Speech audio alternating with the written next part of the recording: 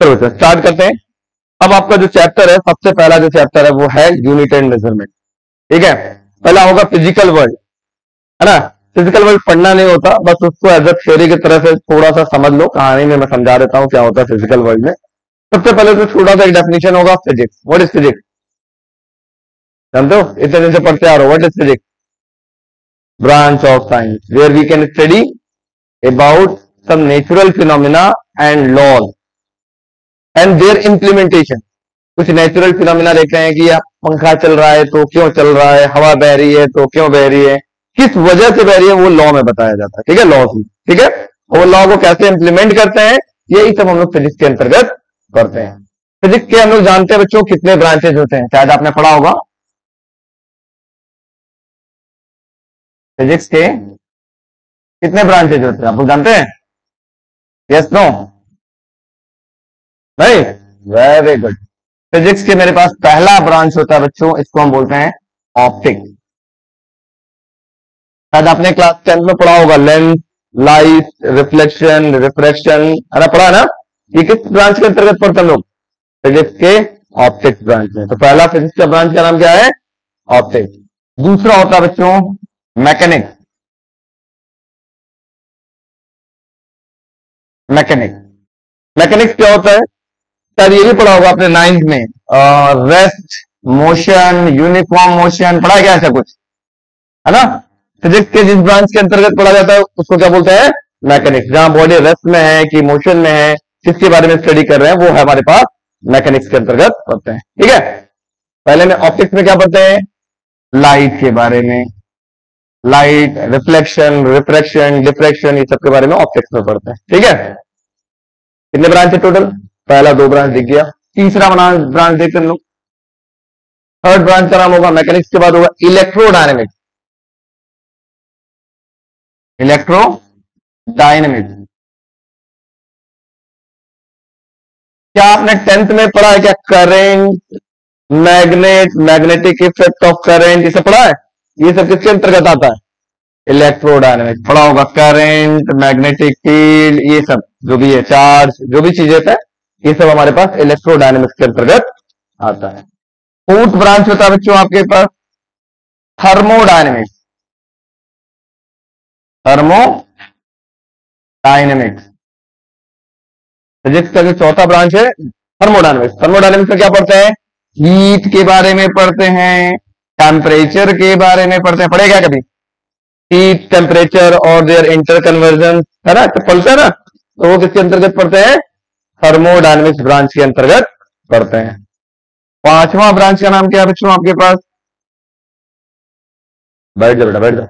पहला branch optics. Optics में किसके बारे में पढ़ते हैं? Light, reflection, refraction, diffraction. Diffraction क्या होता है, नया चीज पढ़ोगे 12th में होगा तो। मैकेनिक्स में क्या पढ़ते हैं?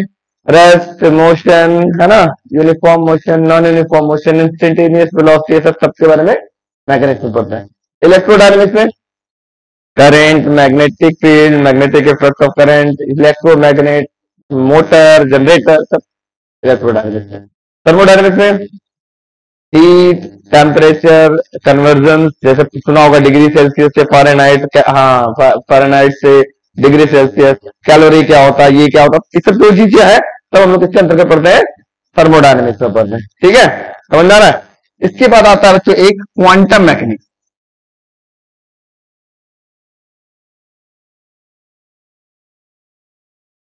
Quantum mechanics. क्वांटम मैकेनिक्स में क्या पढ़ते हैं? बहुत इंपॉर्टेंट, आपने शायद केमिस्ट्री में पढ़ा होगा, एटम, न्यूक्लियाई, पढ़ा है क्या? एटम, न्यूक्लियाई कहां पढ़ते हैं आप?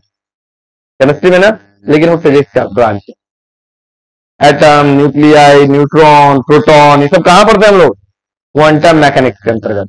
कहते हैं कि केमिस्ट्री वाले के हम बता रहे हैं, लेकिन ये फिजिक्स का ब्रांच है।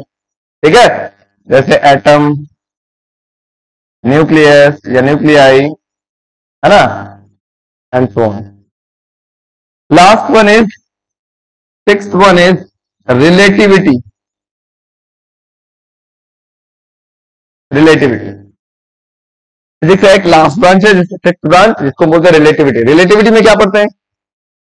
शायद आपने देखा होगा, बहुत सिंपल सी बात बताते हैं। कभी बस में आप बैठे हो और खिड़की से बाहर या गेट के बाहर आप देखते हो तो ऐसा लगता होगा जो पेड़ है वो पीछे की ओर जा रहा है। तो ऐसा महसूस हुआ है?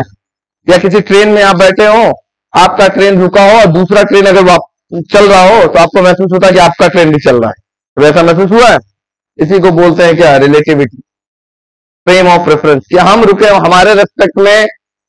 जैसे एक और बात बताता हूं, एक बहुत सिंपल सा एग्जांपल आपने देखा होगा। अगर आप इधर धीरे धीरे चल रहे हो, बहुत धीरे, और या बहुत तेज चल रहे हो, आप बहुत फास्ट चल रहे हो, थोड़ा फास्ट चल रहे हो, इधर से एक बहुत स्लो साइकिल से कोई बंदा आ रहा है या पैदल आ रहा है जिसका नाम एस है, और लेकिन जैसे दोनों एक दूसरे को क्रॉस करोगे ना तो लगेगा कि अरे बहुत तेजी से ये निकला है, बहुत तेज क्रॉस किया, ऐसा महसूस होता है ना? क्यों? क्योंकि दोनों की स्पीड जुड़ जाती है और दोनों को वही स्पीड महसूस होगी। जैसे मान लो इसकी स्पीड 5 मीटर पर सेकंड है और इसकी स्पीड 2 मीटर पर सेकंड है, ठीक है? तो दोनों को कितना स्पीड महसूस होगा? दोनों को महसूस होगा टोटल 7 मीटर पर सेकंड। इसको भी लगेगा कि इस स्पीड से जा रहा है, 7 मीटर पर सेकंड की स्पीड से जा रहा है, और इन भाई साहब को भी लगेगा कि ये 7 मीटर पर सेकंड की स्पीड से जा रहा है। इसी को बोलते हैं relativity, theory of relativity, frame of reference. ठीक है, समझ में आ रहा है मेरी बात? या ट्रेन वाला सबसे बड़ा एग्जांपल है। हम लोग ट्रेन में कभी कभी बैठे होते हैं, दूसरा ट्रेन, मेरे बाजू वाला ट्रेन चलता है तो लगता है कि मेरा वाला ट्रेन चल रहा है। कभी ऐसा महसूस किया होगा आपने, देखा होगा? ये किसके अंतर्गत आता है? Frame of reference, theory of relativity के अंतर्गत आता है। तो फिजिक्स के कितने ब्रांच हो गए? Total 6 branch. कौन कौन से? Optics, very good. Mechanic, mechanic नहीं, मैकेनिक अलग चीज होते हैं। मैकेनिक कौन होता है? समझ रहे हो मैकेनिक की बात? हाँ, मैकेनिक नहीं, मैकेनिक। ठीक है, next electrodynamics, thermodynamics, quantum mechanics and relativity. समझ में आ गया? 6 ब्रांच। तो लिखने की कोई जरूरत नहीं है क्योंकि पहला चैप्टर है जस्ट फॉर योर इंट्रोडक्शन होता है, इससे क्वेश्चंस नहीं आते। जनरली जो क्वेश्चंस आते हैं आपके पास चैप्टर नंबर 2 से आएंगे, यूनिट एंड मेजरमेंट से। तो इंट्रोडक्शन है तो इंट्रोडक्शन दे रहा हूं, समझो। आगे चले। What is physics? Physics is a branch of science where we study about some natural phenomena and some laws and their implementation, कैसे इम्प्लीमेंट करते हैं। समझ में आ गया सबको? कितने ब्रांच है फिजिक्स के? 6 ब्रांच। कौन कौन से हैं? Optics, mechanics, electrodynamics, thermodynamics, quantum mechanics and relativity. चाहो तो ये नोट कर लो क्योंकि ये जरूरी है। ये नोट कर रहे हो तो ये कभी कभी जरूरत पड़ता है कंपटीशन में भी। नोट कर लो एक लाइन में। चलो, तो नेक्स्ट देखते हैं।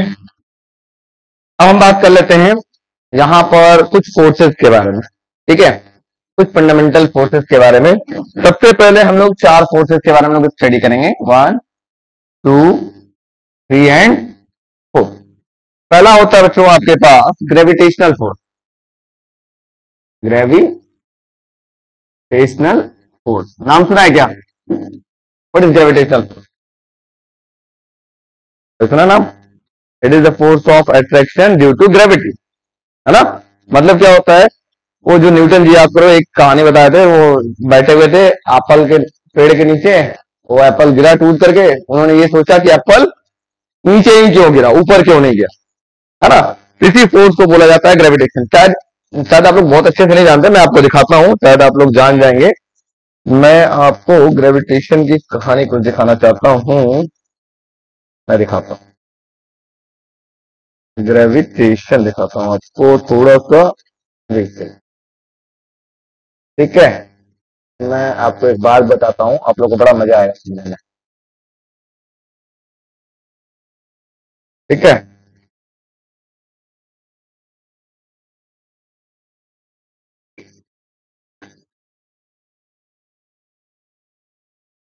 मैं आपको एक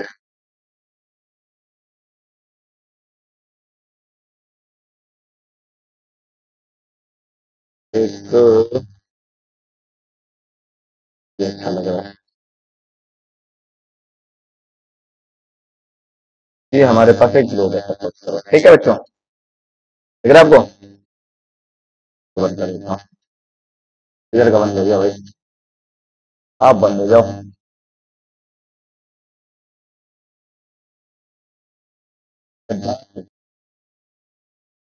ठीक है, ये मेरे पास ग्लोब है।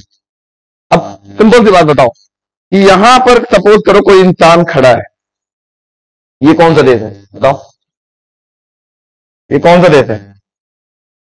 अमेरिका? Africa, America. यहां पे कोई अगर इंसान खड़ा होगा, सपोज तो ऐसे खड़ा होगा, ऐसे नहीं खड़ा होगा, कोई इंसान को नीचे गिर जाना चाहिए भाई। अगर हम बोलते हैं अर्थ एक स्फीयर है, हाँ मेरे पास एक ग्लोब तो है, देखो हाँ पे मेरे पास एक ग्लोब भी दिख रहा है, ये सपोज करो मेरे पास एक ग्लोब है। यहां पर अगर मान लो कोई इंसान खड़ा है, यहाँ पे अमेरिका दिख रहा है, इंसान खड़ा है, तो यहाँ पर अगर मैं पेन करोगे तो पेन कहाँ आ जाना चाहिए, नीचे गिर जाना चाहिए। हम लोग यहाँ खड़ा है, हम लोग को भी नीचे टपक जाना चाहिए। टपकते हैं क्या? क्यों? बस बस सिर्फ इतना जानते हैं, ग्रेविटेशन फोर्स। ये क्या होता है? कोई भी जो ऑब्जेक्ट होता है बेटा ना, ध्यान से सुनना मेरी बात जो बता रहा हूँ। यहाँ पे सपोज करो कोई भी हमारे पास एक ऑब्जेक्ट था, ये इंसान ही खड़े थे भाई साहब यहाँ पर, ये इंसान यहाँ पे ऐसे खड़े थे। ये इंसान क्या करेंगे, हमेशा अर्थ के सेंटर की तरफ एक फोर्स लगाएंगे, अर्थ के सेंटर की तरफ एक फोर्स लगाएंगे। इसी फोर्स को हम लोग क्या बोलते हैं? इसी फोर्स को हम लोग क्या बोलते हैं? Gravitational force. इसी फोर्स को हम लोग ग्रेविटेशनल फोर्स बोलते हैं। या अर्थ और जो मून होता है, अर्थ और जो सन होता है, उनके बीच में दो बड़े बड़े ऑब्जेक्ट के बीच में भी फोर्स लगता है, ऐसे फोर्स को भी हम क्या बोलते हैं? ग्रेविटेशनल फोर्स बोलते हैं। और समझ आ गए? तो ग्रेविटेशनल फोर्स। अब समझ में आया इंसान क्यों नहीं गिरता है? क्यों नहीं गिरता है? वेट की वजह से। इसी को वेट बोलते हैं। बचपन में जब आओगे थोड़ी सी बड़ा हो जाओगे ना तो पढ़ाएंगे इसमें। इसी को हम लोग बोलते हैं वेट, W=mg। वेट क्या होता है? ये भी एक फोर्स है जो किधर की ओर लगता है? अर्थ के सेंटर की तरफ। जैसे सपोज करो ये अर्थ है, कोई भी ऑब्जेक्ट अगर यहां पर है तो वो हमेशा अपना फोर्स कहां लगाएगा? अर्थ के सेंटर की तरफ एक फोर्स लगाएगा। That force is known as weight. Weight वो भी ग्रेविटेशनल फोर्स ही कहलाता है। ठीक है, बात समझ आ गई? चलो, तो उसके बाद आता है बच्चों आपके पास इलेक्ट्रोस्टैटिक फोर्स। इलेक्ट्रोस्टैटिक फोर्स नाम सुना है क्या इसका? सुना होगा लेकिन याद नहीं है। नहीं याद है कि नहीं? अरे क्लास 10 में याद करो। दो एक पॉजिटिव और एक नेगेटिव चार्ज के बीच में फोर्स कैसा लगता है? दो एक पॉजिटिव नेगेटिव दोनों अट्रैक्ट करते थे या रिपल करते थे? अट्रैक्ट करते थे। और अगर पॉजिटिव पॉजिटिव होता था तो क्या होता था? रिपल करता था। याद है क्या कुछ? दोनों दूर जाते थे। तो दो चार्जेस के बीच में जब फोर्स लगता है ना, उसको हम बोलते हैं क्या? Electrostatic force. कभी आपने देखा होगा अपने ऐसे हाथ को बड़ा वाला डिब्बा वाला टीवी आपके घर पे है तो ऐसे लेके जाना सामने, देखा होगा ये जो हेयर ऐसे खड़े हो जाते हैं, देखा है? नहीं किया। अच्छा, जाड़े के दिनों में लोग स्वेटर उतारते हैं तो चटर पटर का कुछ आवाज आता है, कभी देखा है वो भी नहीं सुना है? कोई बात नहीं, वो भी होता है इलेक्ट्रोस्टैटिक फोर्स की वजह से। या जब एरोप्लेन लैंड करता है, जैसे अर्थ के कांटेक्ट में आता है, देखा होगा स्पार्कलिंग होता है, देखा क्या भाई? वो भी क्यों हो रहा है? इलेक्ट्रोस्टैटिक फोर्स की वजह से। अब समझ आ रही है? नहीं, ये भी नहीं देखा है? ये देखा है ना? अरे ये तो देखा होगा बच्चों ने, वो कॉम्ब को रब करते हैं और कुछ चीज ऑफ पेपर को लाते हैं तो अट्रैक्ट होता है, ये तो सबने देखा होगा। ये क्या है? ये भी बोला जाता है इलेक्ट्रोस्टैटिक फोर्स। अब समझ आ गई? नेक्स्ट फोर्स होता है आपके पास strong nuclear force. Strong nuclear force. Strong nuclear force क्या होता है? सपोज करो बच्चों ये आपके पास एक न्यूक्लियस है, न्यूक्लियस के अंदर क्या क्या होता है? Proton and neutron. Proton and neutron. ठीक है, अब मैं आपसे क्वेश्चन पूछता हूं, देखता हूं कौन बच्चा बता देगा। अभी हमने पढ़ा है कि दो एक जैसे चार्ज होंगे तो क्या करेंगे? रिपल करेंगे। पक्का सोच के बोलना। ठीक है सर, मैं बात मानता हूं सोडियम का एटॉमिक नंबर कितना होता है, सबको याद है? 11। इसके अंदर प्रोटॉन की संख्या कितनी होगी? 11। प्रोटॉन मतलब होता है पॉजिटिव चार्ज, है ना? प्रोटॉन मतलब होता है पॉजिटिव चार्ज। मतलब सोडियम के अंदर कितने पॉजिटिव चार्ज है? 11। और वो पॉजिटिव चार्ज कहां पर है? न्यूक्लियस में। सारे 11 के 11 पॉजिटिव चार्ज एक साथ कैसे रह जा रहे हैं? हमने तो पढ़ा कि सब अगर सभी पॉजिटिव पॉजिटिव पॉजिटिव पॉजिटिव में तो सब क्या करना चाहिए? रिपल करना चाहिए ना? रिपल करना चाहिए ना? है ना? बात सुनो सुनो बेटा सुनो। तो ये तो रिपल नहीं करा, सब एक जगह बैठे हुए चुपचाप से। ये किस फोर्स की वजह से एक जगह बैठे हुए हैं? That force is known as strong nuclear force. ये इनको होल्ड करके रखा है कि भाई आप न्यूक्लियस तोड़ करके बाहर नहीं जाओगे। ठीक है, एक और होता है week nuclear force. Week nuclear force. Twelfth में आओगे तो एक टॉपिक पढ़ोगे बच्चों, बीटा डीके, है ना, बीटा डीके, जहां से आपके पास इलेक्ट्रॉन वगैरह निकलता है, तो वहां बीटा, जो बीटा डीके होता है ना, बीटा डीके होता है तो वो जो उसका न्यूक्लियस होता है अनस्टेबल होने लगता है, ठीक है। तो वहां जो फोर्स लगता है, दैट फोर्स को हम लोग बोलते हैं वीक न्यूक्लियर फोर्स। ये थोड़ा सा भी आगे आएंगे तुम लोग पढ़ेंगे। तो हमको याद रखना है कि सबसे बड़ा फोर्स कौन होता है, बताओ। सबसे बड़ा फोर्स होता है मेरे पास strong nuclear force, F, F बोल देना है। उससे छोटा कौन होता है, बताओ, इलेक्ट्रोस्टैटिक फोर्स। उससे छोटा कौन होता है, वीक न्यूक्लियर फोर्स। और सबसे छोटा कौन होता है, सबसे दुलरुआ कौन होता है, तो सबसे छोटा होता है। सबसे दुलरुआ कौन हुआ, ग्रेविटेशनल फोर्स। समझ आया। स्ट्रॉन्ग न्यूक्लियर फोर्स की वैल्यू लगभग होती है, ये होती है 10⁻38 के आसपास टाइम्स ऑफ जो आपके पास इलेक्ट्रोस्टैटिक फोर्स होता है, ये हो जाता है 10 की पावर लगभग 36, इनका रेशियो जो होता है। और वीक न्यूक्लियर फोर्स का हो जाएगा 10⁻25 और ग्रेविटेशनल फोर्स का हो जाएगा 1। ये इनकी रेशियो होती है, ये याद रखना आपको जरूरी है। ये एग्जाम में आपके पास 1 नंबर में पूछा जाता है। विच फोर्स इज स्ट्रॉन्गर, कौन सा फोर्स सबसे स्ट्रांग होगा, स्ट्रॉन्ग न्यूक्लियर। उससे छोटा इलेक्ट्रोस्टैटिक फोर्स, उससे छोटा वीक न्यूक्लियर फोर्स, तो सबसे छोटा ग्रेविटेशनल फोर्स। समझ आ गया। चलो चारों फोर्स का ये रेशियो लिख लो आप लोग फटाफट,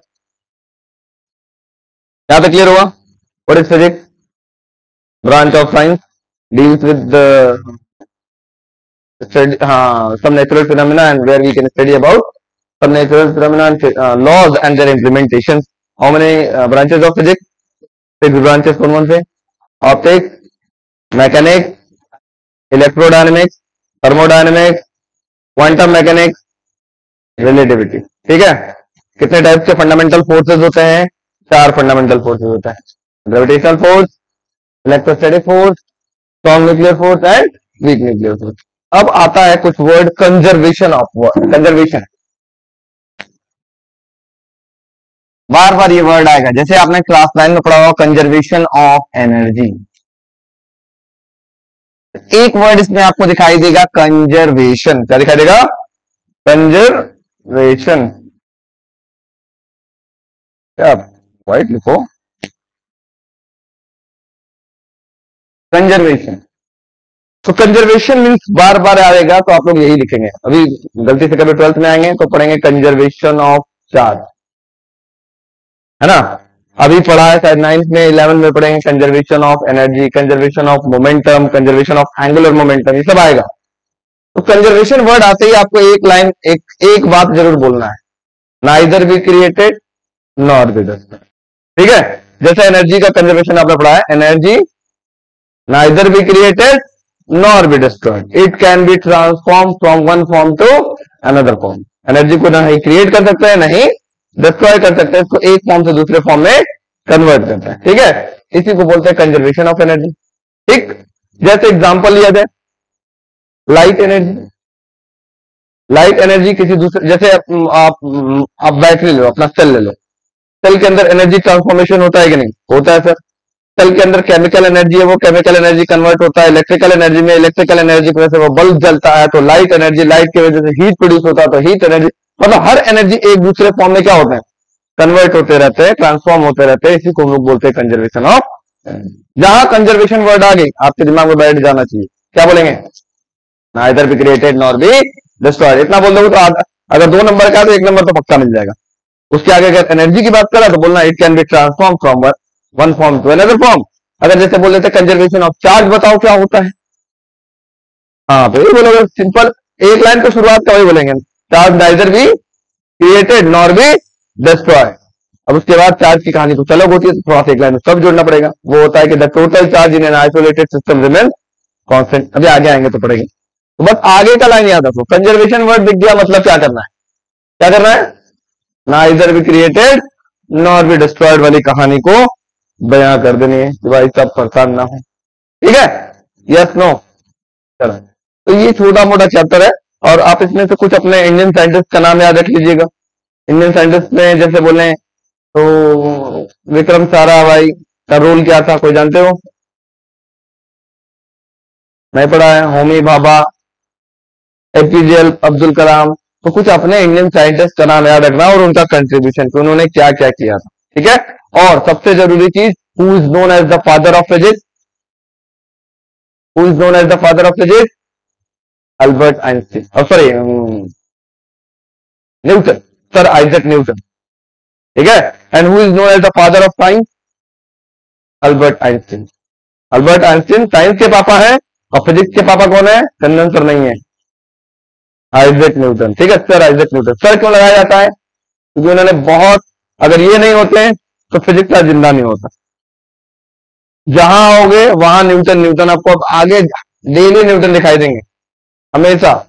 इसी वजह से हम लोग कहते हैं ना कि जब लोग बताएंगे तो कहेंगे फोर्स का डायमेंशन हमेशा के लिए याद रख लो, MLT-2, फोर्स का डायमेंशन। हम जिंदगी भर के लिए हम लोग बच्चों को कहते हैं इसको रख लो, ये हमेशा आएगा। ये तो, ये भाई साहब बहुत परेशान करे, एक मक्खी है ना, आके बैठ जा रही है इस पे, ज्यादातर क्लियर ऑल पे बैठ जा रही है, पूरा क्लियर हो जाए। कल से हमको मक्खी परेशान की पड़ी है, समझ में आया बच्चों? Yes no? क्लियर हुआ चैप्टर 1? तो चैप्टर 1 में इतना ही आपको पढ़ेंगे और